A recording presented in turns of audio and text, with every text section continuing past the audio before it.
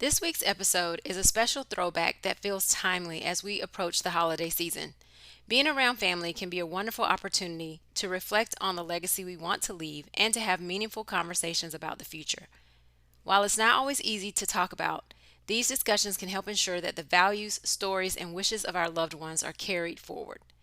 In this episode, I'm sharing some thoughtful questions you can use to spark these conversations, empowering your family to create a lasting legacy that honors and celebrates what matters most.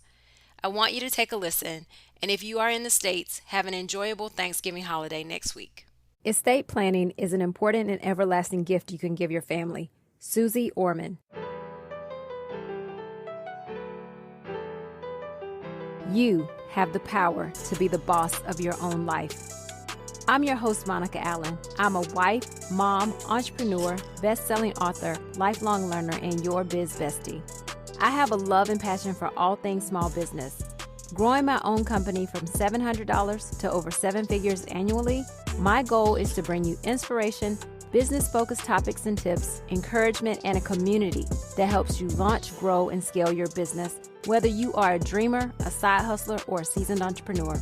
You are listening to the Become Your Own Boss podcast. Last week's episode 174, was entitled The Ripple Effects of Financial Wellness. And I entitled the episode that because I had the opportunity to interview Adam Tolliver, who is a certified financial planner. And if you haven't had an opportunity to listen to that episode, please go back and do so. But in talking to Adam, I really felt like I needed to dive a little bit deeper into this subject of estate planning, generational wealth, leaving a legacy, all of those things.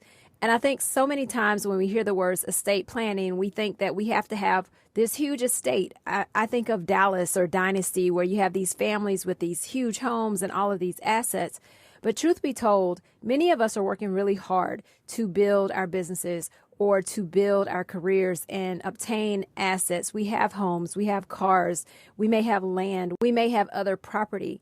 And so in order to protect those things before our passing or before any of us get sick, even though none of us like thinking about any of that, it is important that we do estate planning. And no, we may not have billion-dollar estates, but if we want to leave a legacy behind or that have a ripple effect in our work, then we must think about these things in advance. Really quickly, before I dive into some really practical questions around having conversations with our family members, I want to just talk a little bit about the ripple effect. And I love the visual of this. I love the metaphor of this, because if you throw a rock into a creek or a lake, you know exactly how that ripple effect goes. It goes out and eventually hits the shore. We may not see it all the way through that process, but the ripple effect is real. And so the ripple effect can be good or bad. And if we're throwing in rocks and we're creating these ripples when it comes to our assets and our financials, we want to make sure that we're putting out positive ripples when it comes to our family. So for me, one of my biggest goals is to make sure that my kiddos are financially literate. And there was a lot of things that I had to learn as I grew up. I didn't know much about credit cards and interest rates and compounding interest and investing and all of those things. And so for me, in order to leave that legacy for my children and hopefully for my children's children, it's important that I make sure they learn those things. And those aren't things that are taught in school. So as a family, we've got to be proactive, or as families, if you're listening to this, we've got to be proactive to make sure that our kids are learning these things, because it's not taught in schools, and it's up to us to make sure that they learn that and that we continue the ripple effect of that financial literacy. This episode is being brought to you by Zeus's Closet, where we're like a tattoo shop for your clothes. The weather is getting cooler, and we just launched our soft shell jackets. These jackets are absolutely great for your business logo. They make great gifts for clients as well as for your team. They're lightweight but warm. So get yours at the link in the show notes today. I feel like Adam and I had a really great conversation. But I also felt like we kind of scratched the surface. And so I wanted to do a bit more research around what are things that we need to talk about as a family? What conversations should we be having with our parents and our grandparents to really make sure that we are set up for success as things in life continue to move forward and change? And so I have a list of questions here. If you subscribe to the Become Your Own Boss community, then you have gotten this in my most recent newsletter in November. But just in case you don't, I want to walk through these questions around a few areas that you can talk to your family about. And the first one is number 1, understanding assets and liabilities. So each one of these will have a couple of questions. The first one under this is, can you share with us an overview of the family's assets and liabilities? The next question, where can we find the documentation for property deeds, business ownership, or other significant assets? Number 2, insurance policies. Do we have a list of current insurance policies, including life, health, and property insurance? Second question here, where do you keep your insurance documents, and who are the beneficiaries? Now, truthfully, some of these conversations can get interesting, especially if you don't already have an open, communicative relationship with someone. So you may need to proceed sensitively, but knowing these things are important. Like, I know I can ask my mom any of these questions and she'll be fine. But I do know that there are families that don't have that open communication. And so that may be a little bit more difficult. If you have a situation, I've been thinking about this as I'm reading through these questions. If you have a family situation where someone may get upset knowing that they're not the beneficiary, then, I'm not really kind of sure how you work around that. But one of the things that Adam talked about is if things are put in a trust or an irrevocable trust, then the trust actually handles how things are taken care of within that person's estate. So that's another thing to think about. The life insurance would actually go to the trust and not to an individual person written on the policy. So think about those things, have those conversations. I know they can be hard. I get it. Okay, moving on to number 3. This is under the topic of estate planning. Question here, have you created a will or living trust? And where can we locate these documents? Number 2, or the second question under here is there an appointed executor or trustee, and are they aware of their responsibilities? Number 4, healthcare directives and power of attorney. Questions here, do you have a healthcare directive or durable power of attorney in place? The second question here, who is designated to make decisions on your behalf should you be unable to do so? Okay, number 5, digital assets. Many of us have digital assets now. We have social media, we have all of these things. So here are the questions. How should we handle your digital assets like social media, online banking, and digital wallets? Another question, are there passwords or encryption keys we need to be aware of? My husband and I have all this kind of stuff in our lockbox. He knows my passwords, I know his, I know how to find them because, nowadays passwords are so complicated. But we have those in a lockbox where we can both get to them. Number 6, final wishes. These can be some tough questions, but here we go. Can we discuss your final wishes, including arrangements for your funeral or memorial service? Second question here, are there specific cultural or personal practices you want us to honor? So, again, can be some tough questions, but I have known people who have had all of their arrangements written out and someone just knew where they were so they could make sure that things went the way they wanted and there wasn't a whole bunch of family contention around what to do and what not to do. Okay, jumping into number 7 here. Financial advisors and legal contacts.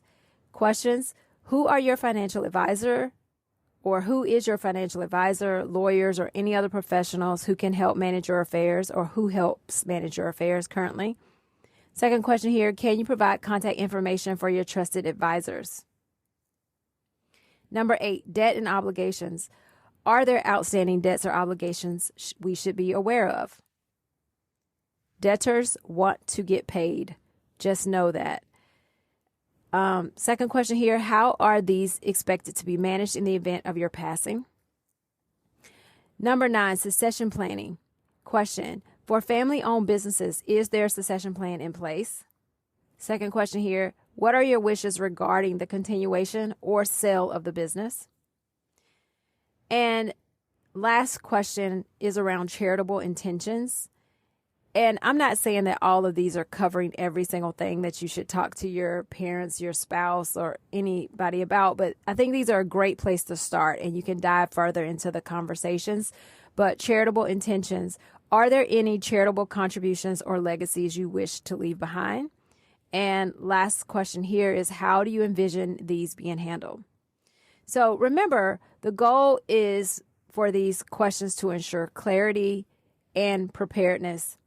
And as Suzy Orman stated, and even Adam mentioned this, is being prepared and having a clear plan is a gift.